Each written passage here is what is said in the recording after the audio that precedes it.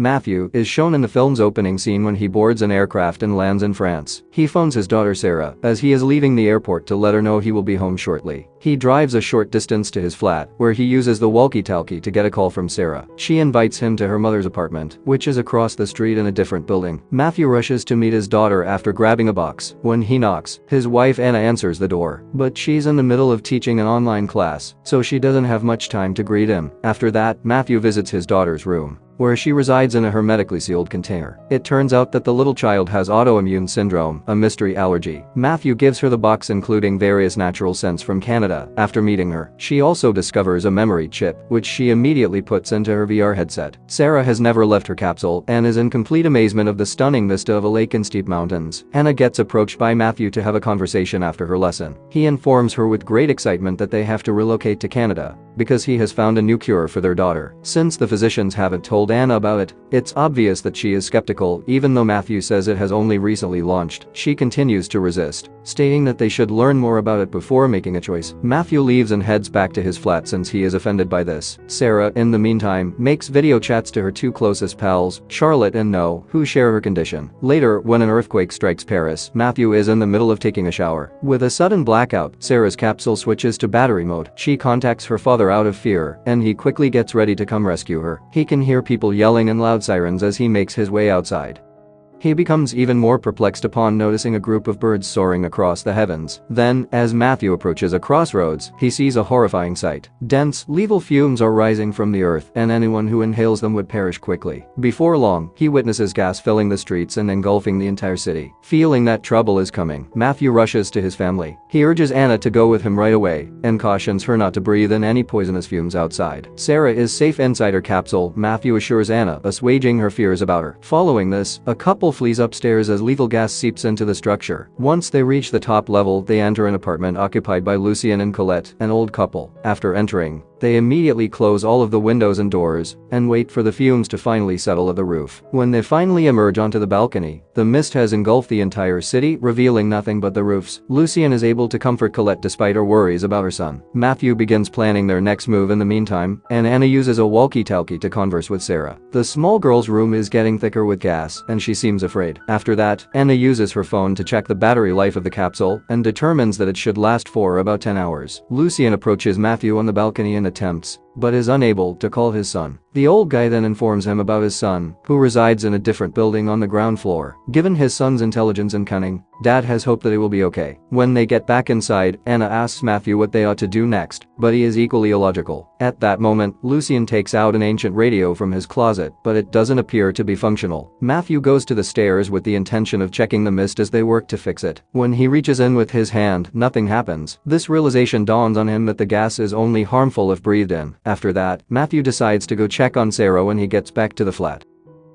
He won't be able to hold his breath that long, Anna says, so she bans him. A little while later, he is abruptly reminded of Belkacem, another elderly neighbor who needs the oxygen tank and lives just one floor below. Then, Matthew takes a daring step. He holds his breath while looking down to locate the tank. Reluctantly, Anna gives up and he takes a hammer and torchlight from Lucien before descending through the window. He inhales deeply and steps into the mist. When Matthew gets to Belkacem's window, he uses a hammer to smash it and enters. He finds Belkacem's lifeless body as he begins to look for the oxygen tank. He doesn't have time to respond, though, so he keeps looking. After a while he finds the tank and puts on the breathing mask. He then tells Anna that he has located the oxygen tank by peeking out the window. In addition, he tells her that he will check up on Sarah. After carefully putting his oxygen tank in a backpack, Matthew descends the steps. He walks up to his daughter and gives her some food and a torchlight, asking her to make the most use of it. He promises to return shortly and changes the battery in her capsule before leaving. Matthew then goes outdoors to assess the situation. He enters the street and is met with a summer sight. Several corpses sprawled across the pavement. Behaving sensibly, he quickly goes to retrieve some batteries from the cars. He hears whistling sounds during this, and he moves in that direction. He comes onto a group of survivors who are all wearing gas masks, being led by several troops. It turns out that their destination is Montmartre, a hill rising above the fog line. When Matthew questions one of the soldiers, they likewise don't know anything at this point. The soldiers then instruct him to follow them and hand him a face mask. Matthew, however, declines, saying his family is waiting for him. Then, before they part ways, he asks for one more mask.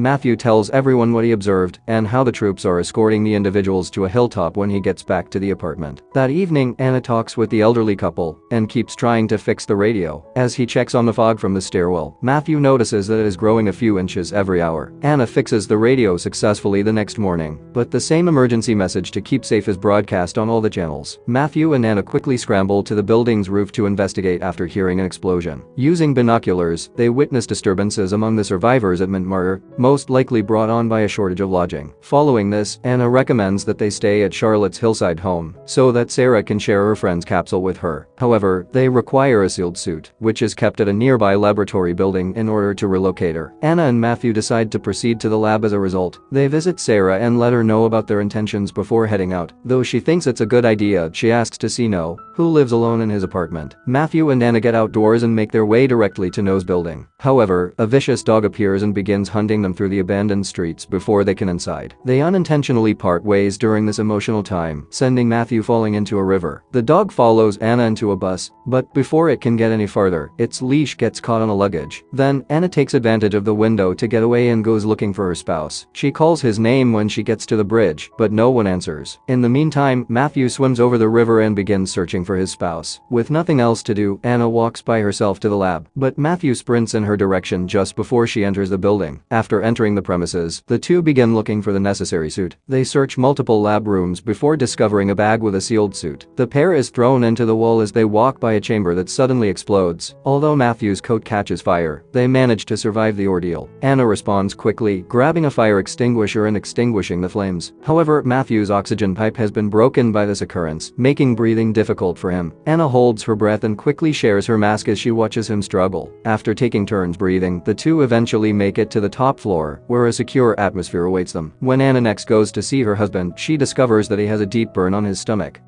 She quickly reaches into a closet for a first aid box and applies it to his wound. They discover when they are about to leave that there is not enough air in their oxygen tank for both of them to return home. Consequently, Matthew tells Anna to go on and promises to take another route home. She initially objects to leaving him, but he persuades her in the end by pointing out that their daughter needs the suit. After sharing a passionate kiss, the couple separates. Matthew uses building roofs to get where he's going as Anna goes back through the streets. Anna's oxygen runs out just as she gets to her building. She has to reach the top floor without breathing as a result. She still holds her breath long enough to get above the mist in spite of the setback. She opens the briefcase when she gets to Lucien's place and is shocked to see that the suit was harmed in the previous explosion. However, Matthew discovers multiple bags of supplies on the roof of a parking lot. In addition, he finds the lifeless body of a police officer who seems to have been killed. He finds further supplies within the building, including an oxygen tank. As he is about to depart after taking the tank, a second police officer stops him. When this police officer requests Matthew to remove his mask, the latter refuses to move. The cop then draws his gun,